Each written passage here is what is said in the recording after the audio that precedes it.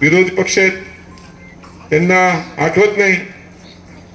चव्हाण साहेब, आपण त्याच तिकडे तर आपल्याला आठवत असेल, काँग्रेसने 2दा बाबासाहेबांना पाडलं निवडणुकीत, दादरच्या पण आणि अकोल्याच्या. दोन्ही वेळेस काँग्रेसने त्यांच्या विरोधात काम केलं आणि बाबासाहेबांना निवडणुकीत पाडलं. अशा या विरोधी पक्षातल्या लोकांना धडा शिकवण्याची आता त्यांनी उल्लेख केला की महापालिकेत लवकरच एप्रिल मे मध्ये महापालिकेच्या निवडणुका होणार आहेत.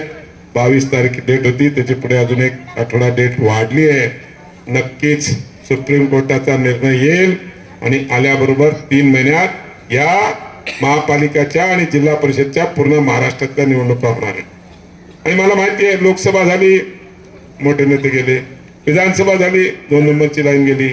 आता तुमच्या सगळ्या आमच्या कार्यकर्त्यांची निवडणूक येणारी निवडणूक आहे आणि मी नक्कीच तुम्हाला आश्वासन देतो की येणाऱ्या महापालिकेची निवडणूक असो, जिल्हा परिषदची निवडणूक असो, पालकमंत्री म्हणून मी आपल्या पाठीमागे खंबीरपणे उभे राहीन आणि या शहराच्या, या जिल्ह्याच्या विकासाची जी काही कामं असतील ती पूर्णपणे त्याच्यामध्ये आवर्जून लक्ष घालून ती सगळी चांगली कामं करायचा, या जिल्ह्याचा विकास करण्याकरता प्रयत्न करीन.